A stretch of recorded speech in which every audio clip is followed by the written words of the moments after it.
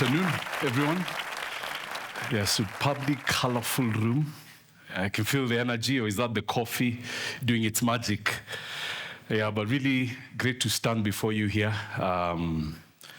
to change the tempo a bit. I was just remarking to Boga that, you're all used to such exciting energy and vibrant, cutting, bleeding edge, presentations and conversations, and you didn't really sign up for any regulatory, mumbo jumbo. But I'll try and keep these remarks to just a few minutes, just to quickly touch on a few interesting conversations that have been going on in the space. So, as we were saying, I'm Martin.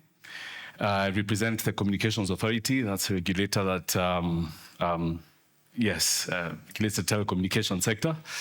And also, in the more recent times, has been playing quite a focused role in creating a framework for cybersecurity. The remarks that I wanted to really center around on digital trust, as the title slide indicated. And these numbers jumped out at a session we had yesterday when we were launching the national PKI forum, which the CA commissioned last year. It's an annual forum, so we had our second edition. It's actually happening now. This is the second day of the event, and the conversation centered around trust. If I whittle it down to the sense, and I think we had a statistic that came out, and this is probably it's probably moved on from here to become even more significant. And it was one of the agencies commissioned by World Economic Forum, and just wrapping my head around what a marginal increase in digital trust can result in residual income in your wallet. And in this case, just a 1% increase in digital trust, or the entire infrastructure that is orchestrating to create that digital trust can result in $600, which for a country of about 50 million, give or take, is $30 billion. I mean, this sort of brings it home for me, and I think that's why we are here.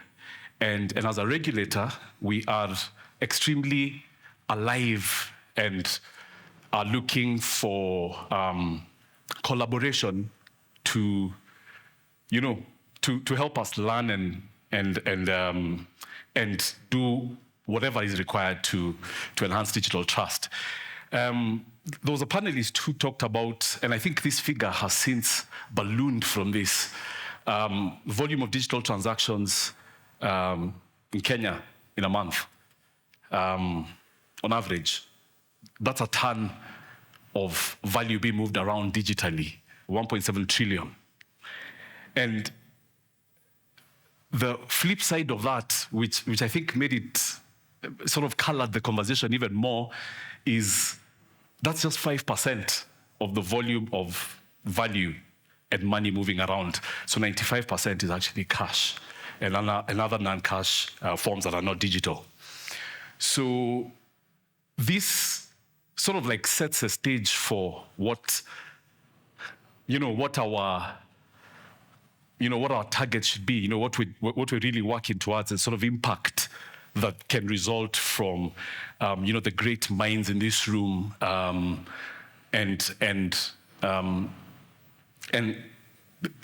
how we can have this frame our engagements, having this in mind. This is the potential impact that enhancing digital trust can have on the economy. And Something else we spoke about was, the evolving threat landscape. And the slide is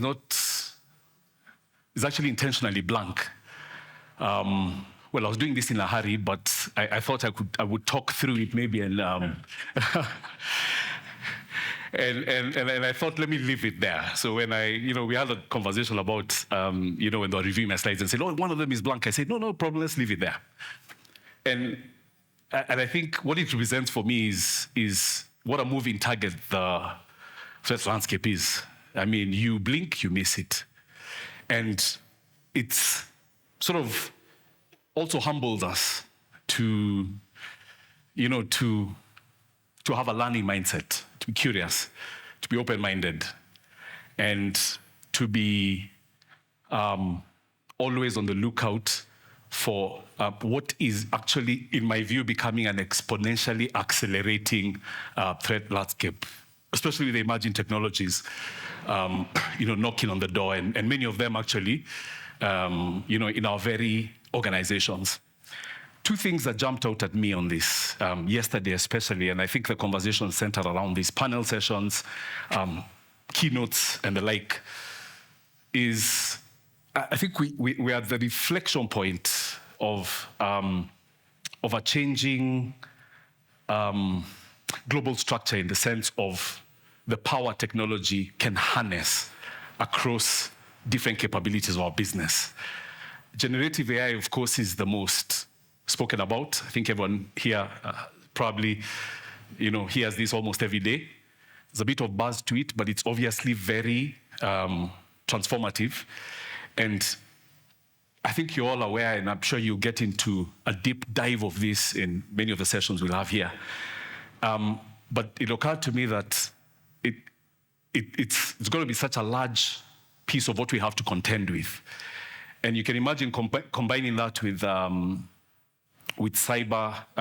combining that with quantum technologies. And it's interesting, many of us think these things are, probably a few years away, a decade, maybe multiple years. Quantum computing is not yet commercially viable. So that's still going through the invention cycle. But quantum technologies are actually in deployment. If you look at the oil and gas industry, mining, the sensors they use, these folks are actually using quantum technologies for commercial purposes.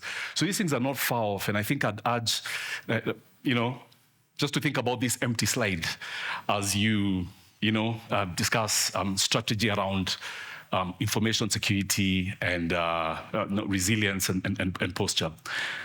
So as the regulator, and I think we probably know a good amount of this, just wanted to touch on some of the things we've put in place in the last few years, including the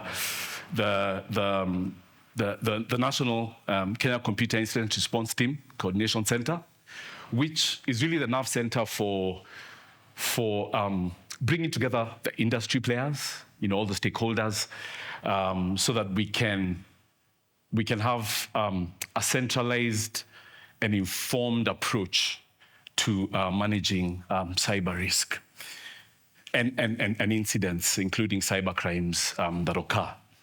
A legislative framework. I think we're all familiar with the Computer Misuse and Cybercrimes Act of 2018. And I think a last piece that's often not easily related to a regulator is investing in technology and trying to create initiatives that encourage a conscious and deliberate exploration of emerging technologies, such as the ones I mentioned. And I think you will see in the next few years the authority really reaching out to private sector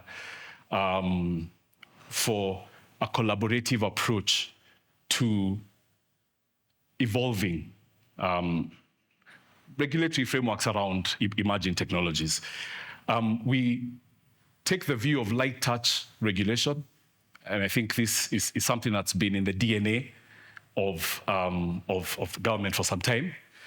And I think something that I'd like to probably conclude this bit on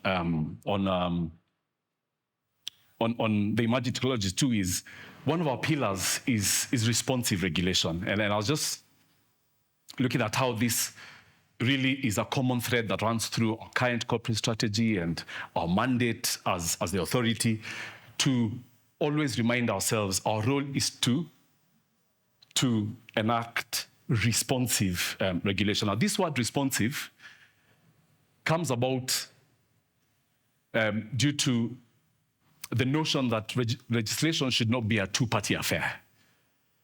Legislation is not a contract between government and industry, or these two parties. That we need a third party.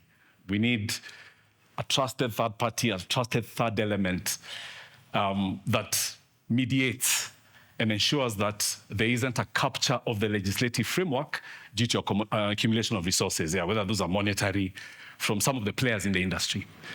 So it's a theme that will be recurring, and part of the initiatives we have for this is like our regulatory sandbox, which I think is in the process of being commissioned.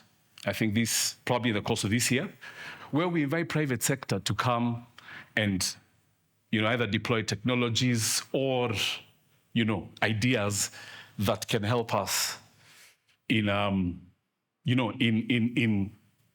effectively traversing the path of dealing with these new and disruptive emerging technologies. So just to conclude, on the center there, just one thing I wanted to speak about, and I think it's a theme that I also had in another session. Collaboration is a centerpiece of effective risk management. And at the National PKI Forum, actually last night, there was a Pan-African declaration that was committed to on taking the event, the national PKI event that the CA commissioned from last year, to a Pan-African level. And from next year, we'll actually have an African national PKI forum, and complemented by an approach to cross-certification in public key infrastructure. It was a common theme that emerged around having a common standard, across borders. And we've had challenges, about digital certificates not being easily reusable, in other financial systems within the continent, or in doing various transactions. So as the CA, we want to deliberately drive this initiative and extend it to our regulatory purview, all the other areas, some of which I've touched on, that we would like your collaboration on, to ensure that we have cross-border standards, especially with a focus on Pan-African. We start telling our story and being instead of being reactive in adopting legislation from elsewhere, we can create our own standards. Our investment, intentional investment, setting aside deliberate budgets to drive the key result areas we want to see in cybersecurity and improving our the national cybersecurity posture. That's something that is protected within the performance contracting process of the Communications Authority. And then skilling, big emphasis on learning. Awareness was another theme that was talked about, and I think you probably hear quite a bit about over the next 2 days here, skilling and awareness, and creating the enabling partnerships that can also help us scale how we skill. Hopefully over another forum, we'll get to talk about some of the things we're doing around here and where we would like your collaboration, where we have, available budget, but, we just need the ideas on how we can scale that. I hope I've not exceeded the 10 minutes, but I think that's where I'd like to leave it. Thank you very much for your attention, and I'm happy to take any questions on a sidebar later. Thanks.